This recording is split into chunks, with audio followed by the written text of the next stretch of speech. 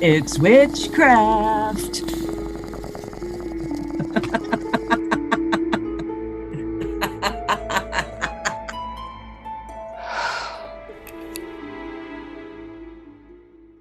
Hey, it's 4:20 a.m. Hi, and welcome to episode 62 of the Stoned Witches Hour.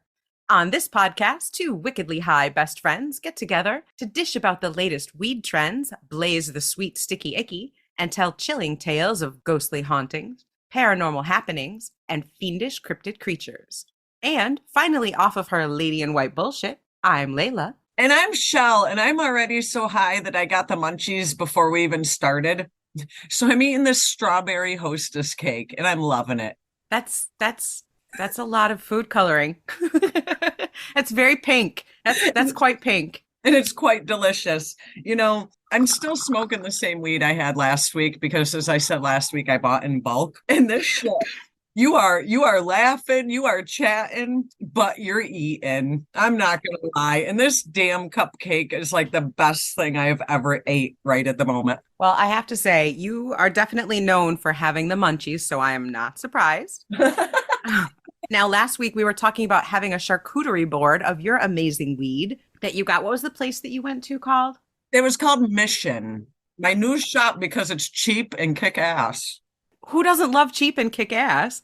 And of course, I had gotten that big, beautiful hot box from Hot Box, Which was badass. 9 different kinds of weed. Of course, it is long gone. Very, very tasty. I You loved smoked it. that whole box? Oh, I had help. It wasn't just me. Gotcha.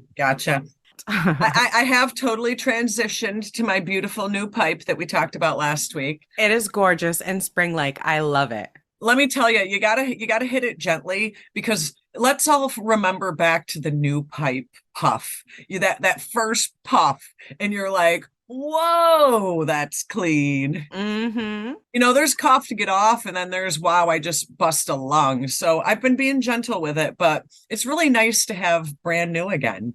I also love new pieces, and I'm smoking right now out of my little tiny bubbler bong and also my Salem, Massachusetts glass piece. Oh, I remember when you got that here. Yes, I love it so much. It's fabulous. You've been big into the silicone lately, which I love. Now, what does the actual bowl piece look like? Because when I'm buying a piece of glass, especially nowadays, you'll find all sorts of cheap and really pretty glass pieces, to the point where my husband doesn't even like to clean glass. He'll give it away or whatever and then buy a new $20, $15 glass piece because to him it's easier than cleaning it. I'm trying to be really careful about this because it's still packed, but I'm trying to take the bowl piece out. So I took the bowl piece out. So the inside is like normal silicone, what you would expect. The bowl piece is a little metal insert, and the way the silicone is, there's like a lip here. Mm-hmm. So when it goes in, it like tucks under the lip. So it's not like it's going to come out, you know, you're not like, you have to, I don't want to Now, say. is that little metal cup that goes into the silicone bowl, does that have holes in it like a colander all over it, little Correct. holes all over? Correct. I like that. You don't need a screen or nothing. I mean, it's almost like built-in screen type. So Now, yeah, do those holes clog up easily? Does that little metal piece clog up? probably for the normal smoker, no, but on occasion, you know how I get.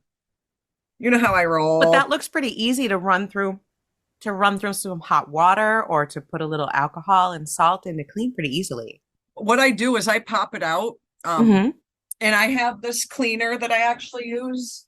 It's called Grunge Off Super nice. Soaker. Mm-hmm. And then what I do with the silicone pipe is I take some of this grunge off and I dump it in a Ziploc baggie. Mm-hmm. And then I take the metal bowl piece out. I put the cap in there. I take the cap off, but put it in there.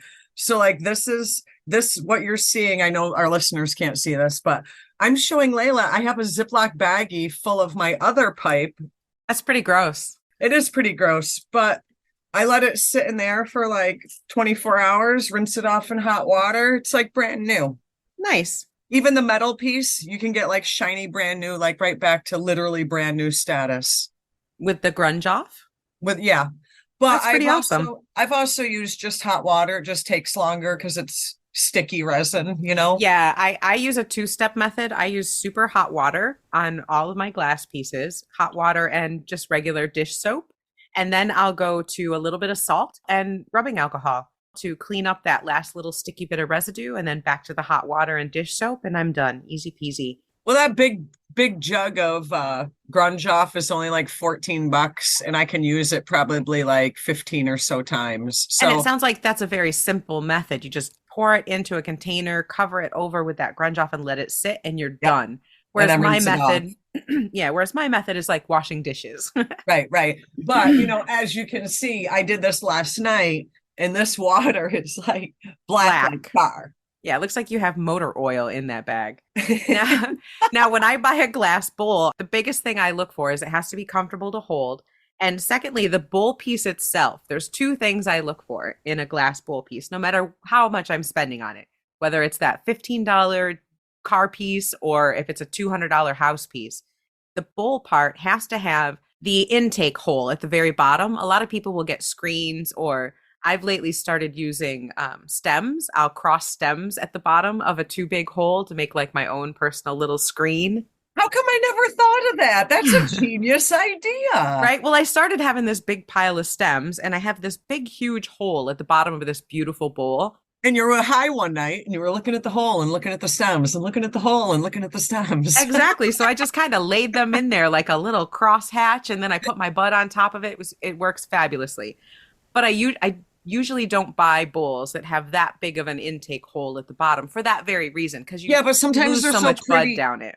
But if they're so pretty, you can't help yourself. Exactly. Just like this, my little pentacle piece here. It was too pretty. My husband bought it for me as a gift. So I just layer the stem pieces in the bottom.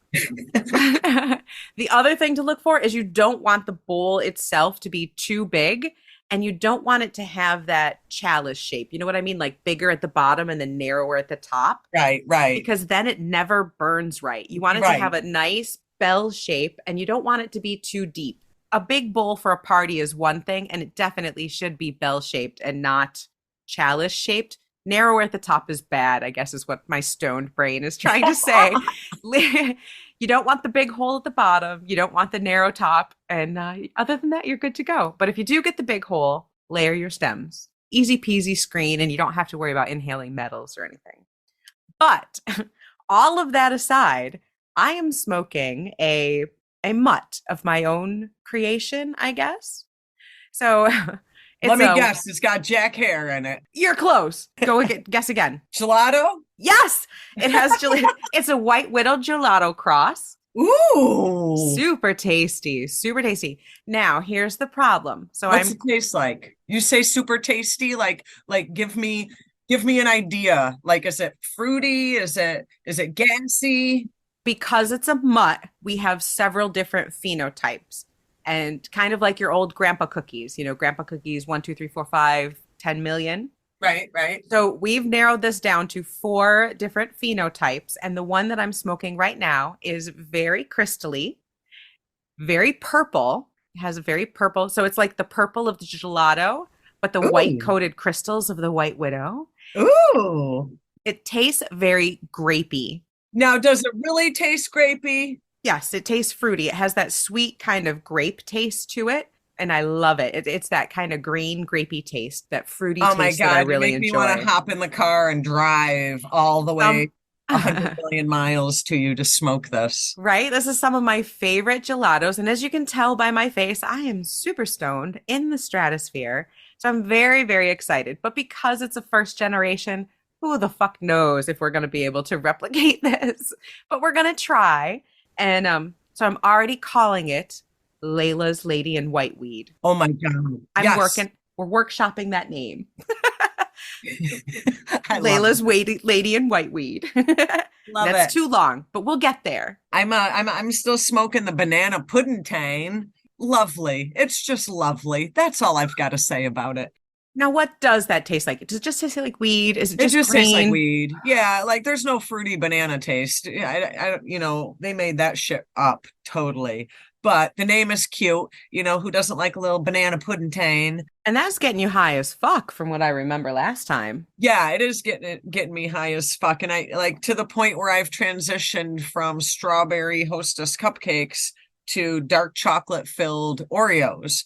Oh, So wow. Oh, yeah, wow. That yeah, sounds like a really great combination. Dark chocolate Oreos and yeah, strawberry Hostess cupcakes. If yeah. that is not a high fucking combination, I don't know what is, Shell. And that's what you get. That's what you get from banana pudding. So Wow. I don't even remember the jars across the room, and I'm too stoned to get up and get it. But if I recall, it was like over 30%. We do love the over 30s. We don't want to pay for Yeah, them. my typical range. Yeah, we want a high THC for a low price, which you can find at Mission. I don't know, 250 is that's about what you paid, right? 250 for that ounce? 215. 215. You paid 215 for that ounce? Yeah. That's still a little expensive for my blood. For a 30% THC, that's a great price, but I'm a poor bitch. I still want to pay 120, 150 tops. Yeah, but here in Massachusetts, that's like as good as it's getting at the moment. So, you don't kick a gift horse in the mouth. Right? I am very much looking forward to. I have found even more craft weed grower fairs, Really? craft pot fairs in the area. And other than the Lilac Craft Fair, I'm not sure if I'm still going to be here when the next Lilac Craft Fair is in April, but there are some other ones in the area, and I'm very excited to go check them out. I'm Do super you, stoked to meet more local farmers. do you think that because things have kind of picked up with the legalization and the more normalcy of smoking weed, do you think with spring and summer headed our way here in the Northern Hemisphere that you're going to find a significant amount more of these festivals or craft fairs, if you will? I hope so. Do you think they're going to be a lot more common? I want to say yes, but I'm afraid it's no.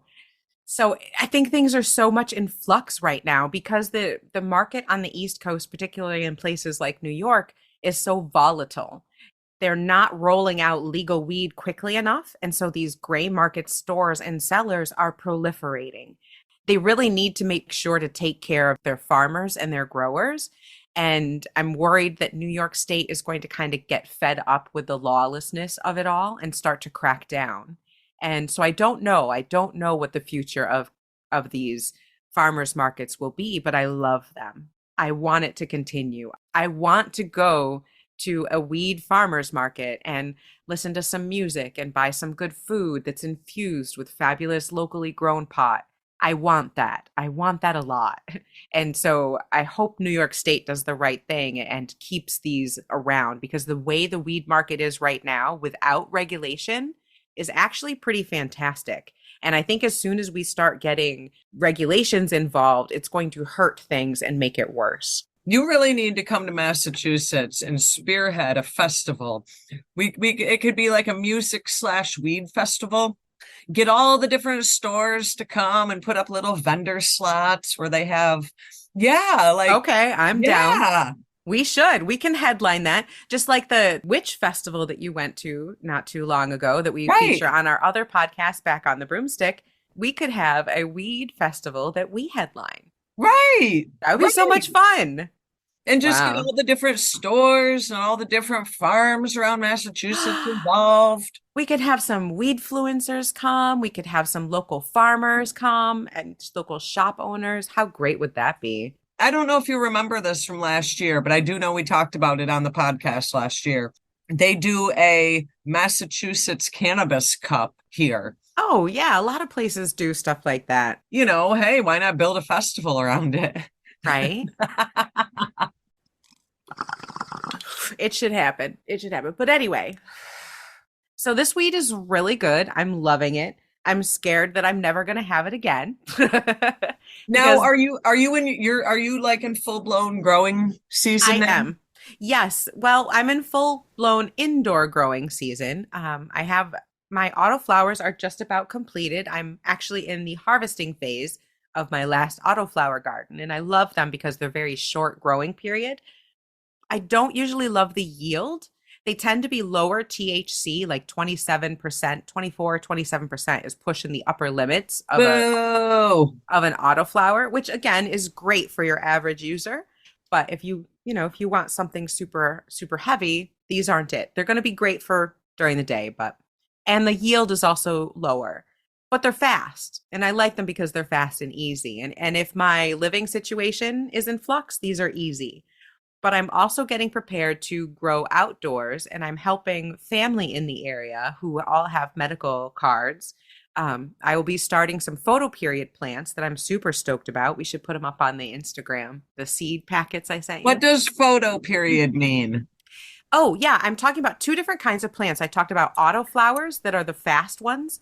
Autoflowers don't need the light cycle to change. You can keep them on 24 hours of daylight, and they'll go from a young plant to a plant that's producing flowers all on their own automatically, hence autoflower. And they tend to have a very short growing time. Isn't that Three, what plants are supposed to do? well, photo period plants, what they really do is as the sun, it's springtime now, right? The days are getting longer. And then towards fall, they're going to start to get shorter again. Right? And that change in light triggers the plants to flower. So, you have a certain amount of daylight and then you have darkness. And so the dark period is what triggers a photoperiod plant to flower. And that's what most plants are, is photoperiod plants. And traditionally, cannabis is a photoperiod plant, but they take a lot longer, particularly fucking sativas. But they can take a very long time. But those She's are not bitter, folks. Not bitter at all. they're so delicious and beautiful and wonderful, and they're so picky and take so long. So Why? basically, the autoflower, you're just going against nature and forcing the light cycle that you want, whereas photo, you're just following the natural light cycle of the season. Yeah, they're both natural. The autoflowers are part what's called ruderalis. Like you have cannabis sativa. Well, these are cannabis ruderalis. So you know what? We don't need to go there. You're way too scientific for me. Yeah, yeah, it's not important. The important thing is yes, I'm starting to grow some photoperiod plants so that I can take clones of them because we're going to be growing outdoors. This is going to be my first year growing a big garden outdoors and also supplying clones to several friends and family that have, like I said, have medical cards that will all be also growing outdoors. So I'm very excited to get that started. But we're going to start those seeds so that they're ready to go out on the East Coast the first week of June. So if you need a tester, you just give me a ring and I will let you know the quality of your grow. How about that? You got it, Chelle. Once we are ready to harvest, I'll have you and your curved scissors out here in a flash. So I came up with this interesting article that spawned some stories for me this week. What'd you And find, Chelle? I wanted to get your take on this because I do got some real life stories to talk about, but there's a theme here that I think we all might be a little familiar with. Oh, okay. I started reading about a couple of different stories, and the more I looked, the more I found that during this recent 3-year period of craziness that we've had, people have realized that they've been quarantining with a ghost. Oh, I guess that makes a lot of sense. People were spending a lot of time at home. Maybe you'd notice more paranormal activity given more time to pay attention, I guess. That's exactly what it is. You're kind of locked down, and all of a sudden you're realizing you have a lot more spectral roommates than you thought you did. Some people found that the pandemic was a lot less isolating than they bargained for. Really? And, I would personally welcome it. Well, yeah, I mean, I imagine that would break up some of the monotony of lockdown if you have a poltergeist, moving chairs around and rearranging your kitchen. One of the first stories I came across was this gentleman named Adrian Gomez. And again, this is during the pandemic. So we're talking within the last 3 years. These aren't like 100-year-old stories.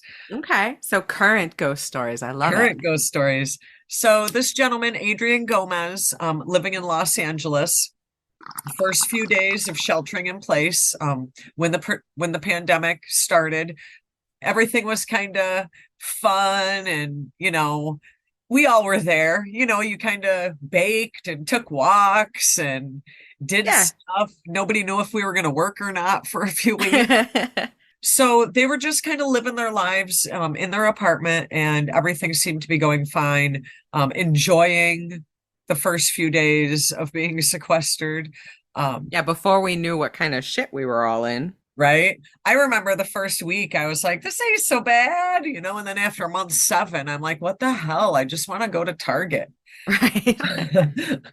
So after a little bit of nothing going on, everything fine, all of a sudden at nighttime their doorknobs began to rattle vigorously.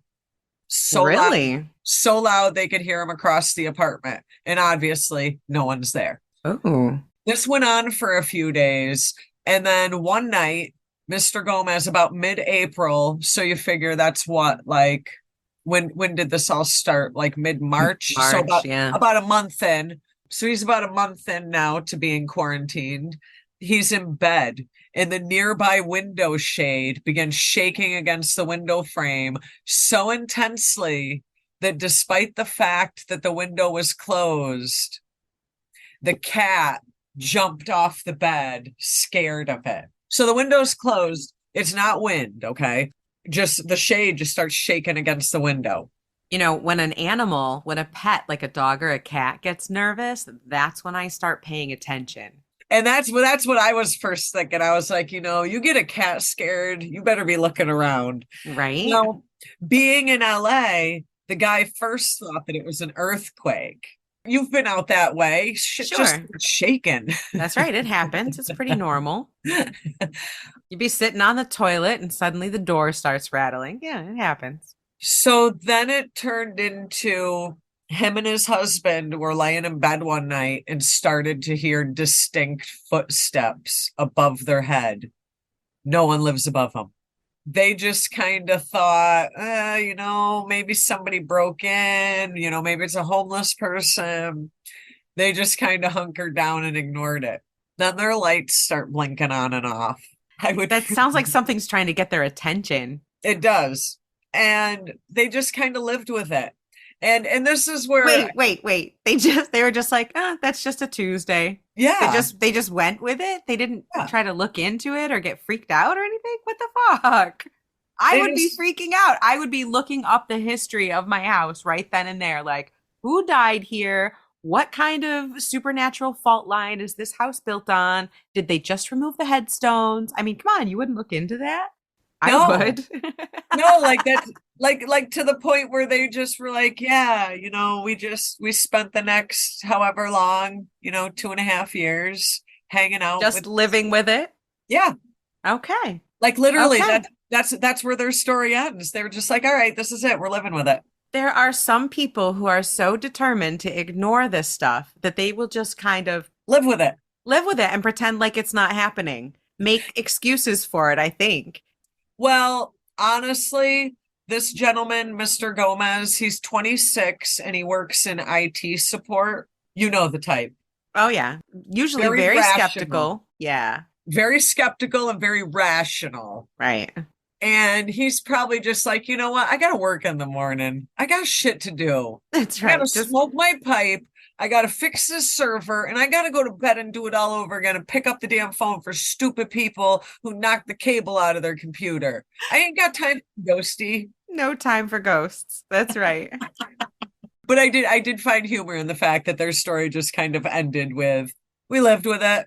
That's hilarious. That's what my husband would do. He would just ignore it and just go on about his business. So then I came across another story about a family, a husband, wife, and their daughter who decided they were actually in New York City and decided to go spend 6 weeks in Western Massachusetts at an Airbnb. And, I have to drive through Western Mass to get back to New York. And Western Mass reminds you of New York. It's very wooded, kind of spread out. And it just screams creepy ghosties. It really does. So there was a man named Patrick Hines. He was the husband. He wakes up in the middle of the night. So they're at this Airbnb in Western Mass. Wakes up in the middle of the night around 3 a.m. thirsty for water. First of Oh, all, you wake up at 3 a.m. the That should tell witching you right there you're hour. in for a little, yeah, you're in for an experience already.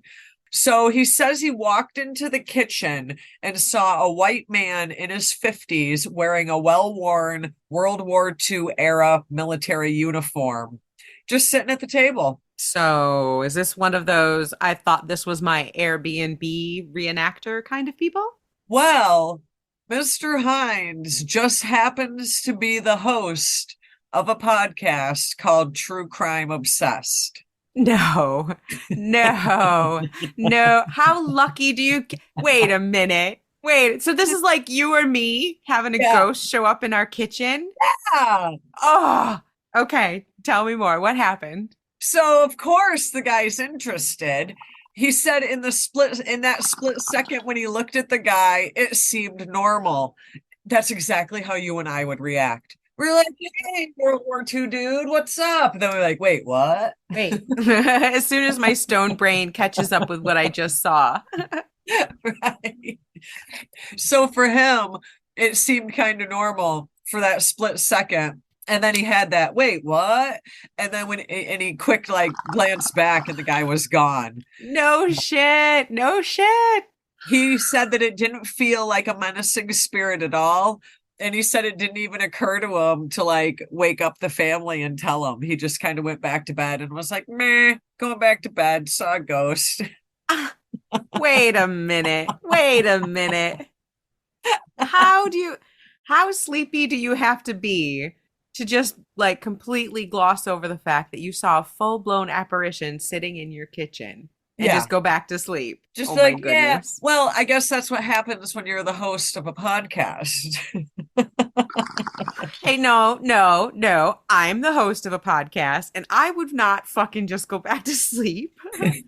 I'd be calling you. I'd be whipping out the tarot cards. I'd be You're getting like, oh the my Ouija God, board. what's going on? It's got a message. I know it's got a message. What's the message? Right? I would not be so nonchalant about it. I just think it's hysterical because, like, that's kind of the end of that guy's story, too. So that's like two people are just like, meh, saw a ghost. I'm good. Got shit to do. Moving on. You know, I love how nowadays people are just like, yep, house is haunted.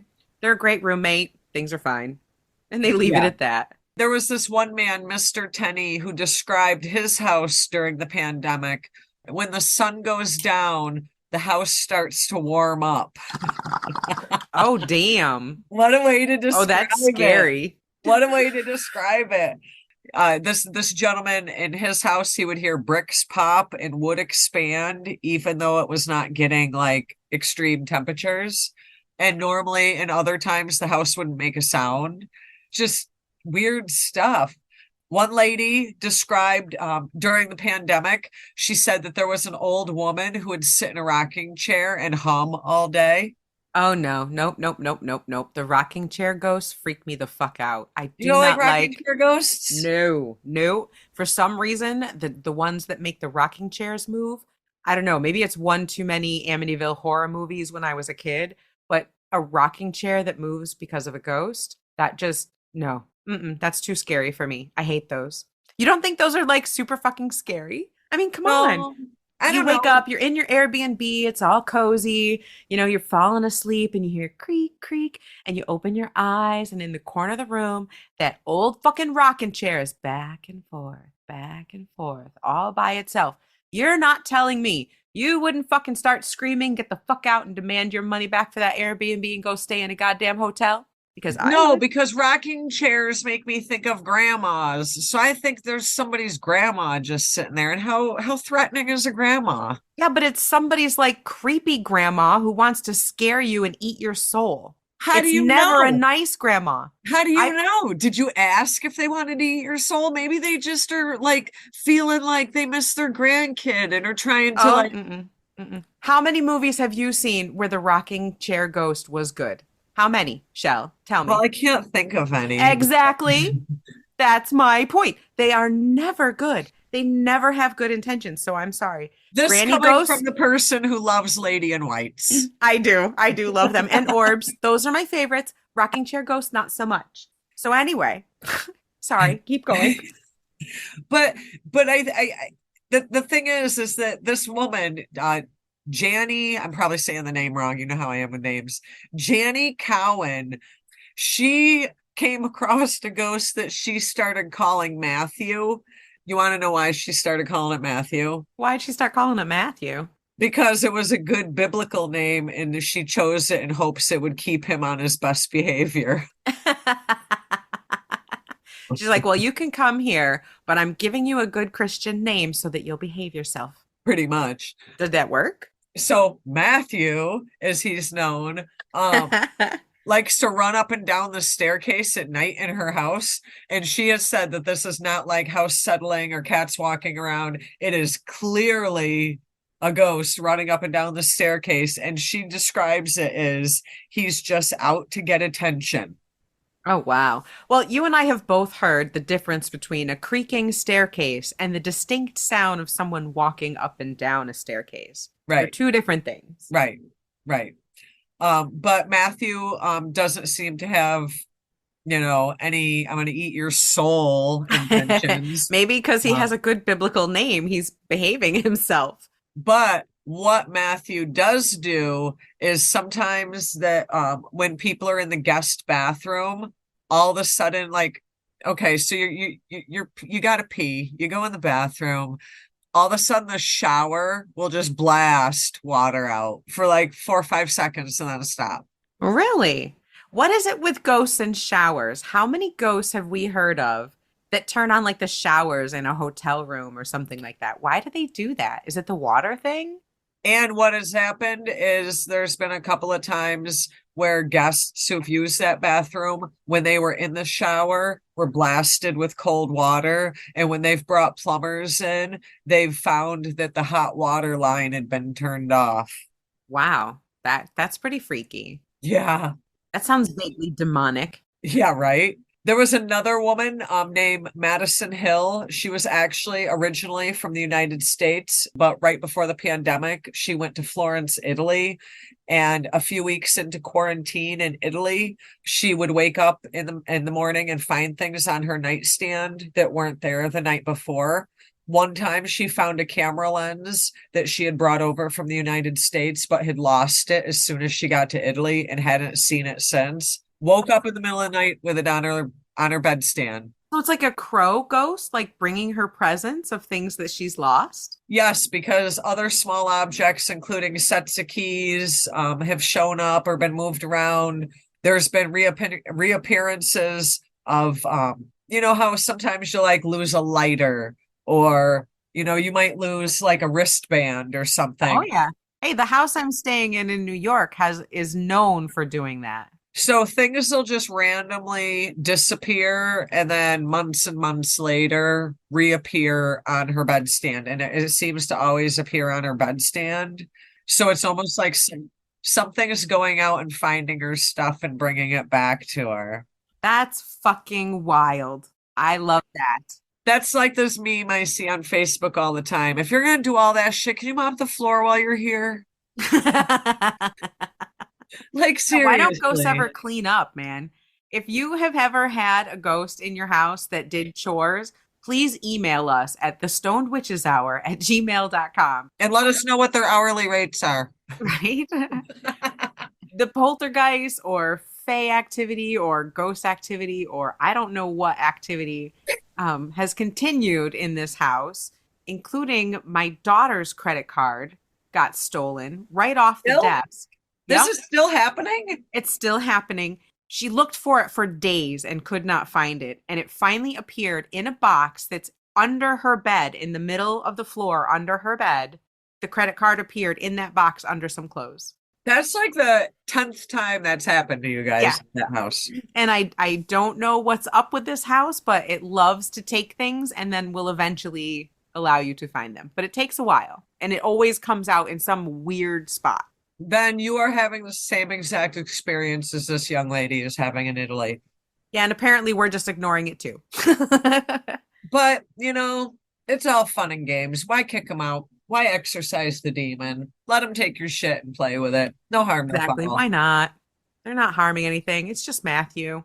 I'm just a fuck around and find out kind of girl. So, See, you should come over before we leave this particular spot. Come on over and we'll do the Ouija board thing. oh my God. Yes, yes, yes, yes. So those are my kind of pandemic quarantine. People are coming across things more. And, I think of what it is less outwardly communication, kind of more in tune with your surroundings, your home more. Yeah. How many people have spent more time at home in the last 3 years than ever in life? Exactly. They're going to see things that they never saw before. And, as we have found before, if you do some type of renovation or if you make some type of change to your routine or change to the home, that very often will stir up some type of energy or things to happen where it might not have before. And how many people did home renovation projects Right, while they were home? Or just the fact of now they're home during the day, whereas before they were gone all the time, right. be enough to disrupt the energy in some of these more sensitive places. Or even to the extreme of people who were working overnight shifts are now home at night. Right, exactly. And now they're there to see it. Right, right. But I think that people are a little more in tune. They're a little more present and can kind of hear and see more than they've ever heard or saw. I don't think that there's an uprise in ghosty activity. I think there's an uprise in people noticing. I think you're right. I think you're exactly right. Because as we have proven over the last 62 episodes, there is no shortage of haunted locations, whether it be buildings, physical land, people who have spirits attached to them. So I just think it's not that it's happening more. I just think we're more aware and noticing it more. That's really my story. I love it. I love those stories. Those are so fun. But I just thought it was interesting that so many people were having like these pandemic experiences with ghosts. No, this ain't new. You just started noticing, fools. Exactly. Okay, so have I got a story for you, Chelle? This is a little true crimey. We are going to Carmel, Indiana. I feel like I've heard that. Maybe. I know there's a Carmel, California. Maybe I just like caramel because I'm stoned. Oh, yeah, and you are kind of hungry. That's true. I am. Okay, so we're going to Carmel, Indiana, which is actually kind of outside of Indianapolis, to a place called Fox Hollow Farm. And unfortunately, Fox Hollow Farm is famous because of a terrible, terrible serial killer that lived there. Oh shit. Oh, yes. I'm not sure when Fox Hollow Farm was built or any of that, but it is a very large 18-acre estate with a big, beautiful house on it, 5 bedrooms, has an indoor Olympic-sized swimming pool, horse stables, the whole 9. I'll take it.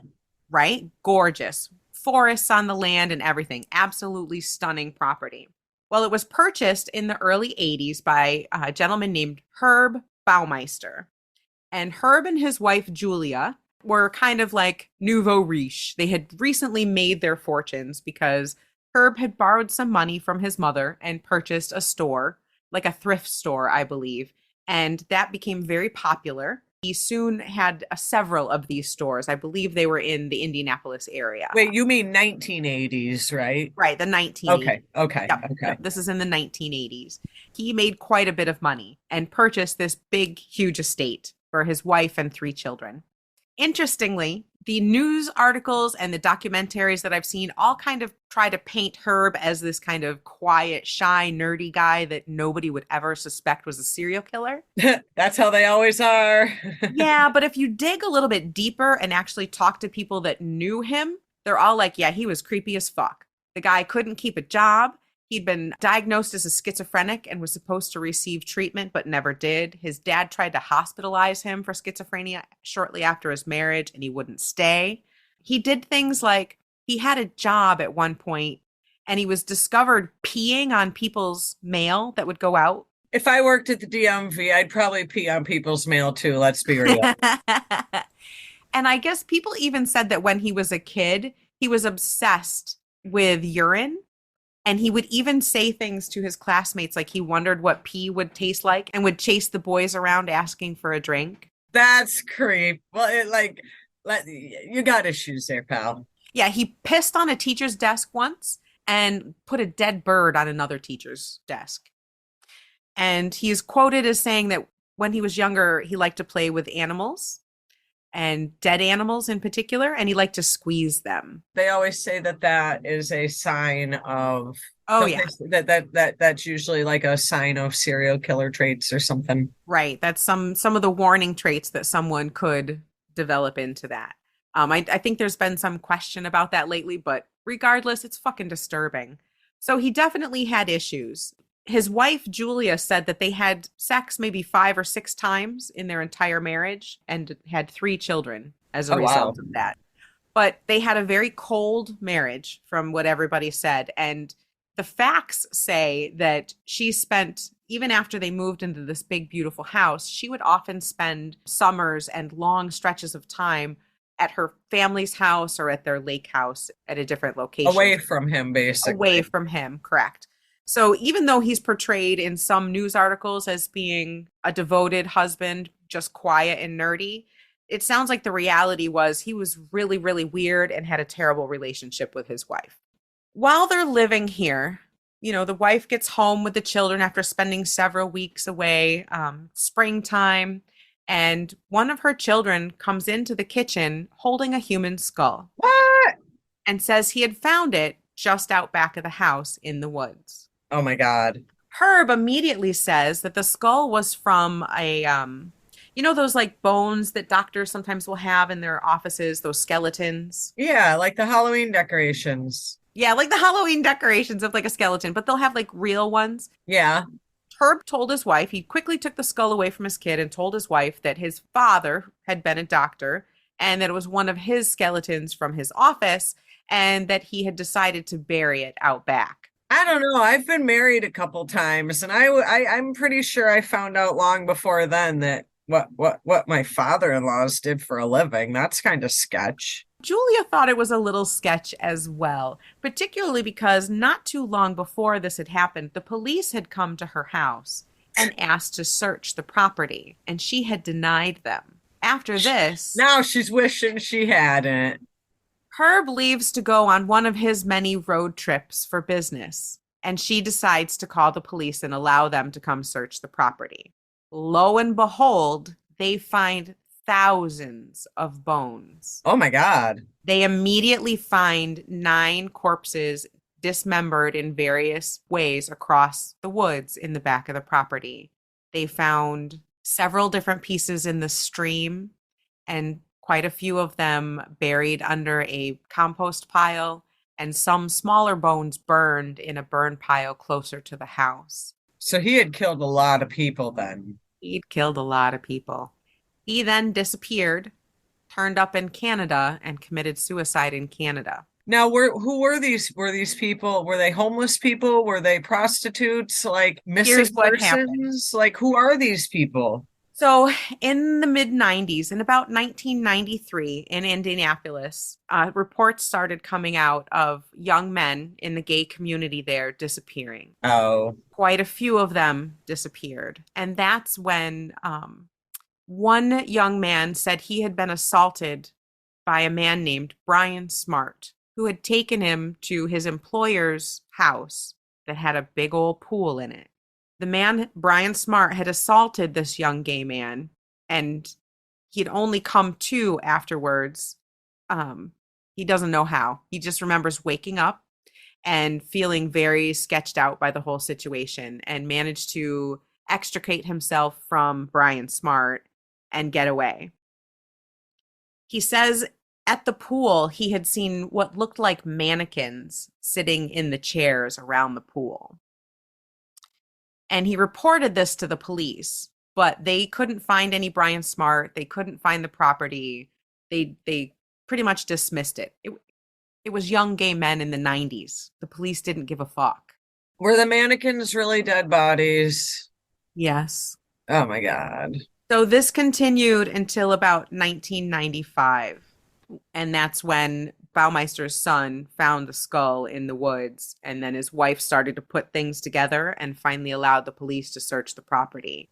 It sounds like he was probably actually a closet homosexual who Was. couldn't come to terms with his own sexuality and therefore turned into a murderer. Well, I think he was a murderer that just happened to also be gay. And he definitely was closeted for sure. And I'm sure that contributed to it in some way. What he did was he would go to these bars and he would pick up young men and he would take them back to the pool of his house. He liked autoerotic asphyxiation. And the young man that managed to escape, going by the name Brian Smart, he had told this man that he really liked to see men's faces as he strangled them, right up to the point of death. So he'd cruise the nightclubs, he'd pick up these guys, he'd bring them back to the pool, and he would kill them there. And then he would bury them in the backyard. At first, he buried them pretty far back in the woods, but as time went on and he didn't get caught, it's theorized that he started burying them closer and closer to the house. Also, on his many business trips that he would go on, gay men started showing up dead in ditches from strangulation all along I-70, which is the route that he would take on his so-called business trips. And so it's estimated that he killed, they found 11 bodies that they could identify on the farm. And they found 9 bodies along I-70 that were attributed to him. Holy shit. They had found thousands of bones and fragments of bones scattered across the property, and they have not been able to identify all of the victims as of yet. Oh my God. On the property above the garage is an apartment, a 1-bedroom apartment that's kind of connected to the house and like on top of the garage. And some of the stories say that if he brought the young man to that apartment, they lived. But if he brought them to the pool, those are the ones that he killed. He had different places around the property that he would bring people. After his wife kind of allowed the police to go search the property and they started finding all these remains, he took off and went to Canada. And he wrote like a really, really long suicide note, I guess, before he left. His wife has never released it. And she just says that she didn't know he was that angry at her. And that's all she'll say about it. The only other thing I know about the note is that he said he was going to eat a peanut butter sandwich and then go to bed. But instead, what he did was he drove to a beach at a state park in Canada. And when he was found, his car was found parked there and his body was found laying perfectly in front of it on a mound of sand with his arms outstretched. And he was dressed immaculately, perfectly. And the gentleman who found him said that he saw no sign of blood, but there was a ring of dead birds around his body. And his head was thrown back, his eyes were wide open, and his mouth was wide open because he'd put a gun in his mouth and committed suicide. But he had arranged his own body in a very elaborate way. What's with the birds, though?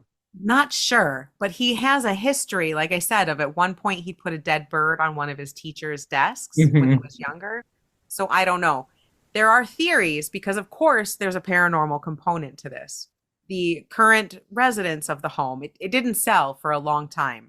I guess it was an almost $3 million home, and it sat empty for a very long time because nobody wanted to go there. I mean, they found 11 bodies on the property, and there's still bones there. Right. So a couple, Robert and Vicky Graves, bought the house in the late 90s, I believe, and they bought it for about a third of its value. Again, it was estimated at that time to be about $2.8 million, and they bought it for about $900,000. So they got a great deal. Really loved the house. Things seemed fine until they weren't. Until they weren't. So they rented the apartment to a coworker, a gentleman named Joe LeBlanc. He rented the 1-bedroom apartment above the garage. Now, the very first night he moved in, he says he moved all of his stuff into the apartment and he was exhausted immediately. And he says he fell into bed and fell immediately into a deep sleep, like this wave of exhaustion had come over him. And he didn't think it was too weird at the time. He just moved in, but he immediately started to have an extremely vivid dream. He says he doesn't normally have dreams that play out this vividly that he can remember. he saw himself running through the woods and he felt like he was being chased and he was extremely scared. He's running and running and running and he's terrified. He said he woke up still feeling terrified to the point where he stood up and started running because this sense of fear and dread and that something was after him was so strong that he physically got up and started running before he realized where he was, and he ran smack into a wall and almost knocked himself out. Oh, wow. Because the fear was just so strong. Shortly before he had moved in, Vicky had been cleaning the pool area. She said she was out there one night and noticed that her boys had tracked in some stones and dirt and debris around the pool. So she got like her shop vac out and started vacuuming. And she's vacuuming along and it stopped. You know how you get too far and you pull the cord out from the wall? Yeah, yeah. It looked like maybe that had happened. She didn't think she had been far enough away, but whatever. So she plugs it back in, goes back to vacuuming, and it happens again. Only this time she knew there was slack in the line. But the plug was a good foot away from the wall, even though she knew she had not pulled on it and there was enough slack in the line that it could not have pulled like that. Now she's starting to think it's a little weird. So she goes back and plugs it in. And this time, as she walks back to where the vacuum is, she's watching the plug and she sees it fly out of the wall on its own and then fall on the ground. That is a ghost trying to tell you you are using electricity too close to water. Maybe that's right. Maybe that's what it was. It was trying to help her out. So that's kind of about the same time that Joe had moved into the garage apartment. Shortly after he moved in, he says another night he's sitting upstairs in this apartment. But I thought the garage apartment was where people who lived went. That's what they think. They're not 100% sure, but that is what some people, the police believe everyone that was killed on the property was killed by the water. And the people that lived that went there went to the apartment. So just a theory, but doesn't mean that they weren't there. And so Joe is in the apartment and he heard knocking at the door and he just assumed it was either Rob or Vicky. And he's drying his hands as he's doing the dishes. He's like, I'll be right there. But the knocking gets louder. And he's like, hold on just a second. I'll be right there. And the knocking turns into banging. And his dog at this point sits up and starts looking at the door. And the hackles come up on the back of the dog's neck and he starts growling. So now Rob is really freaked out. So he, runs across the apartment to open the door. And just as he gets to it, the banging stops. He opens the door and there's no one there.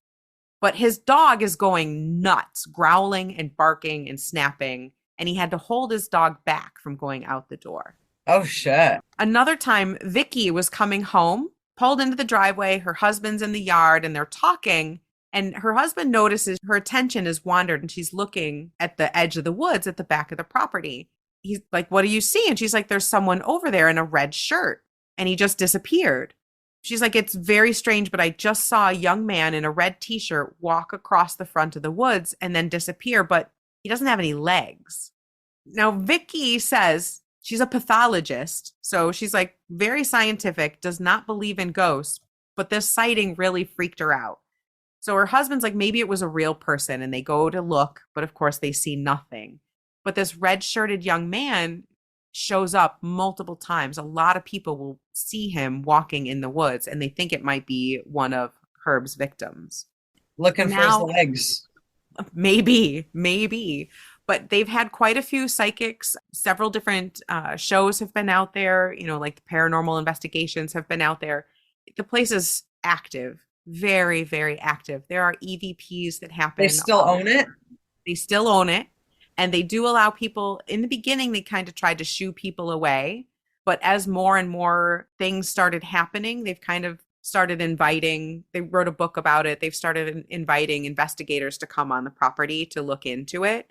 And it's pretty active. There's a lot of freaky stuff that happens there. And they catch EVPs of these young men talking all the time. I mean, it's heartbreaking what happened. It almost sounds like all I can think of is that movie where everybody gets killed by the pool. But it sounds like this guy really kind of was so warped and crazy that he created a space that will forever be drenched in sorrow and heartache and ghost activity. Absolutely, absolutely. And the sensitives that have been there, they have all pinpointed the locations. You can't see them now, but they can feel the dread. They even, a couple of them said they felt sick to their stomach when they walked over the spot where Herb had buried the bodies under his compost pile. Right. The feelings of dread and terrible things that happen there are so concentrated in these spots in the backyard. Sensitives pinpoint them easily every single time. Even people who don't know the history of the house feel a sense of unease and nausea and extreme fear in some of these places. Have they removed all of the remains? Unfortunately, they're still to this day finding bits and pieces. It's an 18-acre site. And from Uh, what they can tell, he would leave these bodies out there to decompose. And in the summer, the spring and summer, which was kind of his hunting time, bodies can decompose very quickly. And he would then try to rebury them or put them somewhere else. So he left them in multiple places and animals would get to them. So unfortunately, these remains are all over the place. So the paranormal ghost things are happening a lot. But one thing I do want to comment on that was a very mundane thing was the young man that actually helped catch him. It was this gentleman named Tony Harris. His friend Roger Goodlet disappeared. And unfortunately, Roger was one of Herb's victims. Tony was one of the few people that never gave up on Roger. And he put posters with Roger's face all over the place, all over these bars where Roger's killer actually. would peek people out of. That's right. And he saw Herb, who was going by Brian Smart, at a bar staring at a poster of Roger. And Herb gave Tony such a weird feeling. That's why he kind of approached him and allowed him to kind of take him home, or, well, where Brian slash Herb said was his boss's house, back to the pool. It was Tony that wouldn't let it go. And he's the one that told the police about it, told the police about Brian Smart, told them about the pool and, his concerns that this was the man that had taken Roger. And if it wasn't for that, they never would have found Herb Baumeister. So, Wow. Wow. house is still right now crazy haunted. Robert and Vicky have psychics come there quite a bit. You should look it up. Some of the EVPs are absolutely freaky. Unfortunately, these young men, you can hear them crying out for help, or they'll say, Herb did it, help find me, things like that. It's very sad. But they do seem to be doing some investigations, trying to find who these people are. They're trying to do DNA testing and try to lay some of these young men to rest and kind of find their relatives and give them their names back. For how recent this was, I'm surprised I don't recall this from like mass media. I don't either. I don't either. And you have to wonder why. Is it, Yeah, because who the victims were? But this guy, they connected him to 9 deaths on I-70 and 11 bodies at his own property. And I don't remember hearing about it in the 90s. absolutely not. Never heard a word. And they still haven't identified all of these poor young men. And the people that own the property, I mean, my heart goes out to them. I would be having investigations all the time too, because they're constantly finding piles of bleach bottles in the woods. They're finding all these different stashes, and even to this day still finding remains of these poor victims in the woods. And I really hope that maybe the homeowners doing some of these shows will help bring attention to it. Maybe more people who have relatives that went missing during that time period might give some of their DNA to kind of, lay it to rest. Maybe that'll help lay these spirits to rest. Well, honestly, if I were in the situation, if I had a loved one that around that time, around that area had gone missing, the first damn thing I'd be doing is knocking on these people's doors with my own psychic medium saying, hey, can we team up to find my loved one? Because they're probably here. Yep, and a DNA cheek swab. Yeah, if I had a friend or a family member that disappeared around that time and kind of fit the criteria of the victims, you bet your ass I'd be at that house. Yeah. Yeah. I don't know. Again, as much as you and I are fuck around and find out kind of people, Not everybody is. I Yeah. don't know if I could live in a house like that though. Like knowing what kind of torment and torture happened there. I don't think I Yeah, could you live. would. And you know why you would? Because Why? you would take it from the approach of you were going to try to help these restless souls find the peace that they're so desperately looking for. Aw. Okay, you're right. I would. I would try to do that. You're right. That's exactly what you would do because you'd hear these ghosts saying, help me. And your ass would then be like, all right, well, I got to help them. I'd be so sad. I would have to help them. There's no way I couldn't.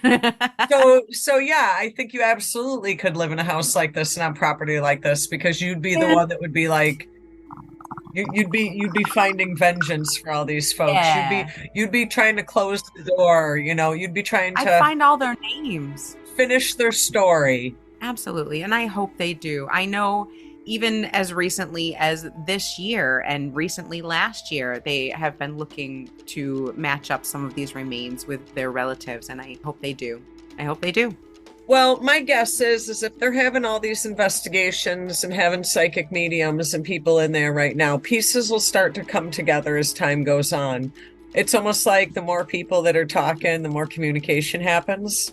Exactly. So hopefully by us talking about it, we can help bring a little bit of awareness to these people and give them their names back. And geez, Indiana is like all of a sudden like the hot spot of activity. I know. Illinois, Indiana, all these places, whatever. So, thank you so much for joining us for the Stoned Witches Hour. I hope you enjoyed our spooky stories this week. Join us Wednesday next week at 4:20 a.m. for episode 63 of the Stoned Witches Hour, where I will yet again not be talking about a lady in white ghost. Thank God. Please send us in your ghost stories if you have any personal ghost stories. We want to hear your stories. We haven't done a your stories in a while, and I apologize if you've sent them in before. Send them in again because we would love to do a book 3 of your ghosty stories. So send them into the Stoned Witches Hour at gmail.com or to our Instagram at Stoned Witches Hour and tell us your stories. I am really excited. I want to hear some stuff that's been going on with people. We haven't heard people's stories lately. So what do you got, guys? Let's hear it. Send them on in. So thank you so much for joining us, and we'll see you next week. Stay high, stay happy.